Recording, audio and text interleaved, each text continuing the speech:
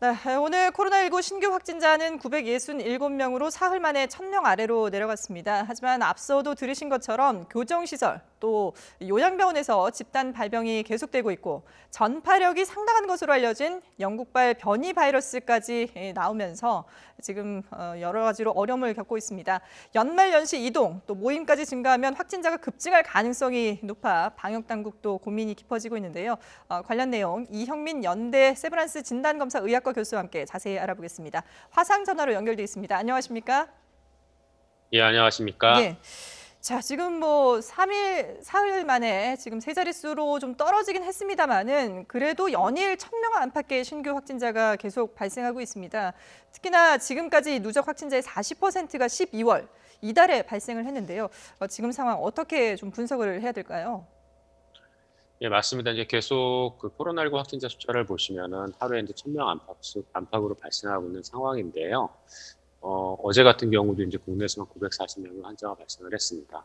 이제 이 발생 양상을 보시면은, 지금 현재 최근에 한 2주 정도의 양상을 봤을 때 이게 더 이상의 이제 증가는 하지 않는 양상으로 보입니다. 그래서 어느 정도의 확산세는 저희가 잡은 걸로 생각은 되는데, 네. 문제는 이 지금 확산세가 지속적으로 감소하지는 않는 상황이거든요. 그래서 지금 현재 발생하고 있는 이러한 그 코로나19의 그 전파가 예. 이전과 동일한 규모로 계속 유지가 되고 있는 그런 상황으로 생각이 되는데요. 다만 이제 저희가 조금 다행으로 생각을 하는 거는 확진율 자체는 이제 조금씩 낮아지고 있는 상황이고, 예. 그 다음에 지금 현재 나오고 있는 확진자들 중에서 임시 선별진료소를 통한 무증상 감염자들이 이제 일부 그 안에 포함이 되어 있습니다. 네. 그러다 보니까 이제 이런 사람들까지 포함을 해서 지금 비슷하게 나오고 있는 거기 때문에 약간씩은 감소하는 것 같아 보이지만 아직까지 이게 감소세가 있다라고 얘기하기는 좀 어려운 상황으로 보입니다. 예. 그러니까 확진자 추이가 확실하게 이제 그 감소세를 보이진 않고 있지만 급증할 가능성도 조금 낮다 이렇게 보시는 건가요? 예, 급증세는 일단은 잡혔다고 생각은 되는데요. 근데 그게 지금의 그 나타나는 그 지난 2주간의 형상을 봤을 때 얘기인 거지, 저희가 지금이라도 당장 그 코로나19에 대한 주의를 놓거나 하게 되면은 여전히 증가할 가능성은 높습니다. 지금 예. 하루에 1,000명 정도 환자가 나오고 있는 상황은 지역사회 안에 이미 어느 정도 감염자가 확산돼 있다는 뜻이거든요. 예. 근데 이런 상황에서 저희가 만약 코로나19에 대한 주의를 놓게 되면은 금방 이 1,000명의 확진자는 2,000명, 3,000명으로도 늘어날 수가 있기 때문에 굉장히 주의가 필요한 지금 시점입니다. 예. 상당히 주의를 기울여야 되는 그런 상황인데 근데 지금 보면 수도권에서 5인 이상 모임이 금지된 지가 일주일이 넘었습니다. 그런데도 여전히 감염 경로를 알 수 없는 환자 비율이 28%를 넘고 있거든요. 그럼 이게 좀 아직까지는 그 수도권 모임을 금지하는 이런 그 효과가 아직은 나타나고 있지 않다 이렇게 봐야 될까요?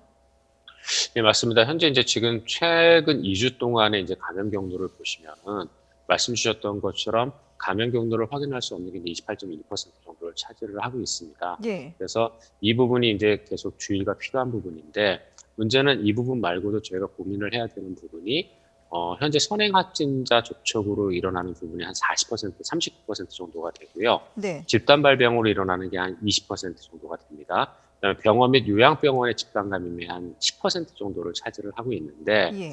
이런 접촉을 놓고 봤을 때 그 원인 불명의 감염에 대한 것도 굉장히 중요하지만 지금 선행 확진자를 통한 접촉 부분이 계속 줄어들지 않고 있는 상황이거든요. 어. 그리고 또 이런 선행 확진자 접촉을 통한 감염이 줄어들지 않고 있는 이유는 우리가 이제 사회적 거리 두기를 시행을 하고 나서 계속 지속적으로 이제 주말 이동량이 감소를 했습니다. 예. 그런데 12월 달 들어서의 이동량 분석 추이를 보시면은 12월 초, 그러니까 12월 7일에서 13일에 수도권에 2.5단계가 적용이 되면서 사회적 거리 두기의 영향으로 그 이 전주에 비해서 이동량이 12% 정도 감소를 하게 되고, 그 다음에 11월 초에 비해서는 거의 34% 가깝게 감소를 했거든요. 근데 그 이후로는 지금 주말 이동량이 거의 감소하지 않고 있습니다. 네. 감소하지 않고 있고, 그리고 주말에 이동량이 계속 어느 정도는 유지가 되면서 주중에도 이제 어느 정도 계속 접촉이 이루어지고 있는 걸로 보이거든요. 그러다 음. 보니까 계속 확진자를 통한 접촉들이 계속 되고 있고, 그다음에 이런 확진자를 통한 접촉, 지역사회 안에서의 접촉이 결국은 요양원, 요양병원뿐만이 아니라 교회나 또는 그 외 집단 이용 시설을 통한 그 확산으로 지금 연결되고 있는 상황이거든요. 그래서 예. 이러한 지금 감염이 전반적으로 그 사회 안에서 일어나고 있는, 지역사회 안에서 일어나고 있는 것들에 대한 주의가 지금 필요한 상황입니다. 그렇군요. 자, 지금의 상황에 대해서 이제 방역 당국도 안타까움을 표하면서 보다 철저한 방역 수칙 준수를 당부하고 있는데요. 윤태호 방역 총괄 반장의 얘기 들어보고 오겠습니다. 1000명 내의 환자 발생이 2주 넘게 이어지고 있습니다. 급격한 증가 추이를 억제하고는 있으나 뚜렷하게 감소하는 사항은 아니라 지속 유지되는 국면이 계속되고 있습니다. 연말까지 길고 지난한 위기 상황이 계속되는 점 방역 당국자로서 안타까운 심정입니다. 이번 위기를 극복하는 방법은 간단합니다. 사람 간의 접촉을 최대한 줄이고 마스크를 쓰지 않는 상황을 피하며 의심스러우면 검사를 꼭 받아주시기 바랍니다. 네, 앞서서 지금의 상황을 이 선행 확진자를 통한 감염이 상당히 이제 높은 부분, 이 부분이 좀 위험하다라고 말씀을 해주셨는데, 지금 또 이제 현황을 살펴보면은 어제 하루에 위중증 환자, 사망자도 상당히 많이 늘었습니다. 위중증 환자가 12명, 그리고 사망자가 21명이나 늘었는데요. 이런 그 위중증 환자와 사망자 증가 추세도 방역 당국으로서는 고민이 아니겠습니까? 예, 맞습니다. 지금 현재 위중증 환자가 계속 늘고 있는 상황이고 사망자 숫자도 계속 지금 늘어나고 있는 상황인데요.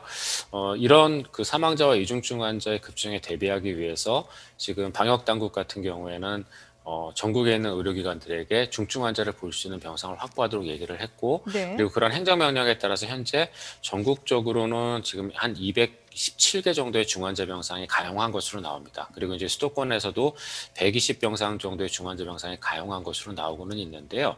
근데 문제는 이러한 위중증 환자와 사망자 증가를 볼 수 있는 그러한 이 중환자 병상을 유지하는데 의료기관들도 굉장히 많은 어려움을 겪고 있는 게 사실이거든요. 예. 왜냐하면은 저희가 이제 코로나19 중환자 같은 경우 일반 중환자하고는 다르게 이제 감염 관리 측면까지 저희가 고려를 해서 환자를 봐야 되다 보니까 의료기관 입장에서도 중환자 한 명을 보는데 한 10명 정도의 의료 자원이 투입이 되고 1% 정도의 중환자 병상을 유지하기 위해서는 거의 의료기관의 의료 자원의 5에서 10% 정도가 투입이 돼야 되는 상황입니다. 네네. 그러다 보니까 이런 중환자 병상을 많이 유지하면 할수록 저희가 일반 환자들에 대한 어떤 치료나 이런 것들이 지연될 수밖에 없는 상황이거든요. 그래서 제가 아까도 지금 현재 급증세는 보이지 않고 있지만 급증세는 보이지 않고 있지만 감소세도 보이지 않다고 말씀을 드렸었는데 네네. 지금 우리의 입장은 이런 여러 가지 의료 부담을 생각을 했을 때 지금 1000명의 확진자를 계속 유지하는 것은 분명히 장기적으로 부담이 되는 상황이라 가능한 여러 가지 방법들을 동원을 해서 확진자 숫자를 지속적으로 계속 낮춰가야 되는 것으로 생각이 됩니다. 예.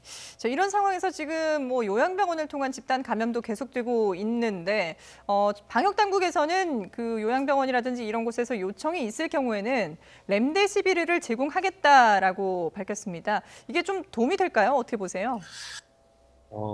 렘데시비르의 그 제공이 일부 도움은 되겠지만 예.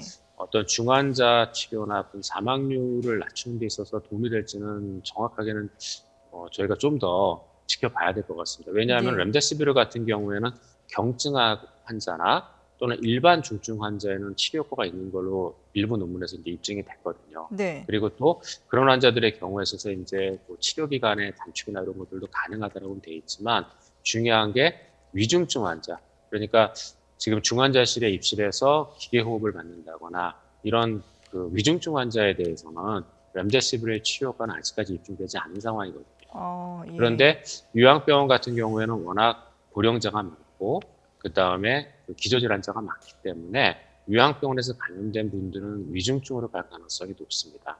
그런데 이런 위중증군에 대한 어떤 렘데시비르의 치료 효과라든가 또는 그런 것들이 지금 아직까지는 그 논문이나 이런 데이터를 통해서 확인되지 않은 부분이 있기 때문에 네. 렘데시비르의 치료 효과에 대해서는 조금 저희가 상황을 살펴봐야 될 것 같습니다. 그렇군요. 그러니까 효과가 있을 수도 있겠지만 아직까지 이제 확실하게 그런 효과가 확실하게 있다라고는 말을 못하는 그런 상황인데요. 앞서서 저희가 이제 생중계로 전해드렸습니다만은 이용구 법무부 차관이 동부구치소와 관련된 내용을 발표를 했습니다. 지금 확진자가 800명에 육박하고 있거든요. 물론 뭐 앞서서 건물이라든지 뭐 또 취약한 환기시설 이런 부분들을 확산의 원인으로 꼽긴 했습니다만은 교수님이 보실 때는 가장 근본적인 원인이 어디에 있다고 보십니까? 이러한 교정시설 같은 경우에는 해외에서도 고위험시설로 예전부터 굉장히 많이 지적을 받아왔었고, 예. 실제로 해외에서의 집단 감염 사례도 많았었습니다. 그래서 이제 일부 국가에서는 이 교정시설 안에서의 집단 감염을 결국은 해결하지 못하고 교정시설 안에 어떤 인구 밀도를 낮추기 위해서 그러니까 경범에 해당되어지는 사람들을 가석방을 한 그런 국가들도 일부 있었거든요. 네네. 그래서 이런 교정시설은 그 시설이 갖고 있는 어떤 인구 밀집에 대한 특성상 굉장히 고위험일 수밖에는 없어서 여기에 대한 주의가 필요한데 문제는 이제 이 고위험 시설에서 코로나19 확진자가 발생했을 때 이 초기에 대응할 수 있는 그 골든타임을 놓친 것들이 이제 일부 있다고 생각을 합니다. 예. 그래서 이러한 교정시설 안에서 코로나19 확진자가 발생을 했을 때는 이 그 전면적인 어떤 전수검사와 그 다음에 그 안에서 우리가 무증상 환자나 또는 이런 사람들이 퍼졌을 거에 대한 여러 가지 가능성, 그 다음에 잠복기에 들어있는 환자들이 있을 가능성들을 고려를 해서 예. 코로나19에 대한 진단 검사를 반복적으로 좀 그 짧은 주기로 시행을 해서 확진자를 빨리빨리 찾아내는 게 되게 중요하거든요. 그래서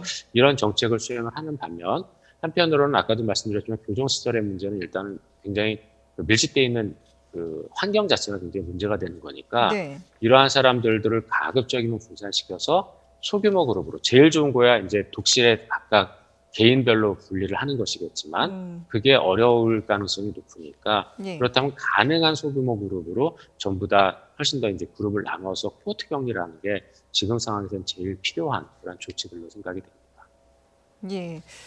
그래서 지금 이제 추가 확산을 막기 위해서 동부구치소의 수용 밀도 지금 뭐 100%가 넘는 116%에 달하는 수용률을 낮추기 위해서 주변에 있는 다른 구치소로 수용자들을 좀 분산을 시키고 또 신입 수용자 격리 기간을 2주에서 3주로 늘리고 또 격리시킨 다음에 해제할 때도 PCR 검사를 해서 확인을 한 다음에 해제를 하겠다라고 방역 당국 조금 전에 법무부에서 이제 발표를 했습니다. 이런 방역 조치만으로 충분히 추가 확산을 막을 수가 있을까요? 근데 지금 현재 그 말씀 주셨던 그런 조치는 네. 일반 시설에서도 만약에 코로나19 확진자가 나왔을 때 시행하는 조치들이거든요. 예. 그래서 이런 조치들이 분명히 효과는 일부 있을 건데 문제는 그 과밀화를 얼마나 피할 수 있느냐가 사실은 제일 중요합니다. 말씀드렸던 것처럼 이제 여기 지금 이 정도 환자가 나왔으면은 거의 이 구치소에 있는 모든 분들이 다 코로나19에 감염됐을 가능성도 우리는 고려를 해야 되거든요. 네. 다만 현재 잠복기에 따라 가지고 지금 환자들이 나오는 순서가 다를 수도 있는 거기 때문에 예. 이런 것들을 고려했을 때 분명히 모든 개개인을 전부 다 독립된 시설, 독립된 공간에다가 격리하는 게 제일 좋습니다. 하지만 교정시설에서 그건 불가능할 거거든요. 그래서 네. 아까 말씀드렸던 것처럼 가급적이면은 가능한 대로 인구 밀도를 최대한 낮추는 것. 그게 일단 제일 중요하고요. 예. 그리고 그 그룹 안에서 확진자가 나오면 다시 또 그 그룹을 다시 또 별개로 다 분리를 하던가 해서 진단검사를 계속 짧은 주기로 반복해가지고 확진자를 빨리 찾아내서 조치를 취하는 것. 이 두 가지가 제가 보기에는 제일 좋은 방법으로 생각이 됩니다. 그렇군요. 자, 그런가 하면은 지금 구로구의 한 산후조리원에서도 집단 감염이 발생했습니다. 영아들까지도 신생아까지도 감염이 됐는데요. 과연 어떤 조치들이 여기는 내릴 수가 있을까요? 굉장히 안타까운 사례인데요. 그렇죠. 저희가 이제 사회적인 약자도 마찬가지지만 이런 그 생물학적인 약자, 어떻게 보면 아이들 같은 경우에 이런 감염에 걸리게 되면 굉장히 많은 주의를 할 수밖에 없는 상황인데요. 일단 다행인 거는 우리가 이제 코로나19의 그동안의 어떤 경험을 놓고 봤을 때 아이들의 경우에 있어서는 기저질환, 특히 이제 태어나면서부터 선천적 질환이나 이런 것들이 있지 않은 아이들이라면은 통상적으로 아이들은 코로나19에서는 그렇게 큰 피해를 받지 않는 것으로는 생각이 됩니다. 그리고 예. 또 그동안 이제 어린아이들이 코로나19에 감염됐을 때 생기는 것으로 알려져 있는 다발성 염증 증후군, 우리가 이제 MIS-C라고 부르는 그 질환의 경우에 있어서도 대부분의 경우에 있어서는 큰 문제 없이 회복되는 걸로 알려져 있거든요. 그래서 그런 측면에서는 조금 다행이다라고 생각을 하는데, 그럼에도 불구하고 이런 요양병원 또는 특히 이제 말씀 주신 산후조리원 같은 데 집단 감염이 발생하는 거는 저희가 꼭 반드시 피해야 될 걸로 생각이 되거든요. 예. 그래서 이런 산후조리원 같은 경우에 있어서 저희가 필요한 조치는 일단 이 조리원 안에서 감염이 발생하지 않도록 하는 게 제일 좋고요. 근데 그러려면 이제 산후조리원에 근무하는 근무자들에 대한 관리가 필수적으로 좀 강화돼야 될 걸로 생각이 되거든요. 예. 그래서 이 관리자들에 대한 어떤 매일 발열 체크라든가 매일 건강 확인에 대한 부분들이 좀 규칙적으로 또는 정규적으로 이루어져야 될 가능성이 있을 것 같습니다. 근데 그리고 또 예. 이런 그리고 또 이제 이런 시설에 근무하는 분들 같은 경우에는 이제 외부 활동이나 이런 것들에 대한 부분도 제한받기 때문에 많이 어려울 것으로 생각이 되지만 네네. 이제 지금은 이제 모두 힘든 시기이다 보니까 그런 부분에서 조금 더 주의를 기울여 주시면 좋을 것 같고 일단 제일 중요한 거는 지역사회 감염이 줄어서 전반적인 위험도가 줄어들어야 됩니다. 그래서 예. 거기에 대한 노력들도 계속 앞으로 필요할 걸로 생각이 됩니다. 근데 이게 산후조리원도 결국은 이렇게 집단 생활을 하고 또 여러 가지로 취약한 그런 상황인데 선제 검사 대상에서는 빠져 있더라고요. 그것도 좀 뼈아픈 부분이 아닌가 싶은데요. 예, 맞습니다. 이제 산후조리원 같은 게 조리원 같은 경우도 말씀 주셨던 어떤 선제 검사를 시행을 하면 저희가 어느 정도 효과가 있을 걸로 생각이 됩니다. 그래서 네. 필요한 부분이 있다면 선제 검사를 일부 저희가 고려를 해볼 수도 있고요. 근데 그런 것들과 함께 말씀드렸던 그 직원들에 대한 어떤 매일간의 건강 체크, 그다음에 아침에 발열 체크 정도만 하더라도 네. 저희가 첫 번째 환자가 나타나는 거는 놓칠 수 있을지 몰라도 이게 이 안에서 확산되는 것은 저희가 막을 수 있을 걸로 생각이 되거든요. 그래서 선제 검사도 중요하지만 선제 검사에 못지않게 평상시에 직원들에 대한 관리 프로세스를 저희가 잘 갖추는 것도 필요합니다. 예. 그래서 그런 부분들까지 저희가 종합적으로 고려해서 대책을 세워야 될 걸로 보입니다. 자, 이렇게 지금 확산세가 좀처럼 꺾이지 않는 가운데 계속해서 이제 변이 바이러스 때문에 불안감이 더 커지고 있습니다. 영국에서 입국한 뒤에 숨진 뒤에 확진된 경기도 고양시의 80대 남성에게서 영국발 변이 바이러스가 검출이 됐는데 이게 진단 검사와는 다르게 바이러스 변이 확인 작업은 시간이 훨씬 더 오래 걸린다면서요? 예, 맞습니다. 저희가 이제 진단검사 같은 경우에는 유전자를 증폭해서 확인만 하면 되는 과정이기 때문에 네네. 검사 과정 자체는 한 3시간 정도면 끝납니다. 끝나는데 이 바이러스가 어떤 변이를 갖고 있는지는 저희가 전체적인 유전자를 다 분석을 해서 봐야 되거든요. 그래서 우리가 이제 특정한 유전자 하나를 분석해서 보는 데는 하루나 이틀 정도의 시간이면 가능하지만 이 바이러스의 유전자 전체를 분석하는 데는 저희가 전장 유전체 분석이라는 방법을 써야 되기 때문에 예. 통상적으로 대략 한 일주일 정도의 시간이 걸리는 걸로 알려져 있습니다. 일주일 정도의 시간이 걸린다. 근데 지금 네. 보면 일단 정부에서는 아직까지는 영국발 변이 바이러스의 위험도를 그렇게까지 높게 보지 않고 있는 게 직항 이제 항공편은 일단 금지를 시켰거든요. 근데 문제는 이번에 또 추가로 확인된 그 확진자 중에서 보면 경유를 해서 왔는데 변이 바이러스가 나왔단 말이죠. 이런 경우도 앞으로 없을 거라는 그런 보장이 없지 않습니까? 예, 예, 맞습니다. 변이 바이러스가 유입될 가능성은 항상 있다고 생각을 하고요. 그렇죠. 거기에 대한 주의가 필요한데, 다만 이제 현재까지의 어떤 정황을 보았을 때 국내에서 이 바이러스가 지역사회에 퍼졌을 가능성에 대해서는 이제 일부 전문가들이나 국민들께서도 염려를 하고 계신데 저는 그 가능성은 좀 매우 낮다고 생각을 하는데요. 예. 이제 그렇게 생각을 하는 이유가 우리나라 같은 경우에는 지금 현재 그 해외에 있다 국내에 입국을 하면 14일의 자가격리를 수행하도록 되어 있습니다. 이런 14일의 자가격리를 수행을 했을 때 우리가 코로나19 확진자가 그 지역사회에 코로나19를 전파할 가능성은 저희가 보통 한 0.1% 정도로 생각을 하거든요. 네네.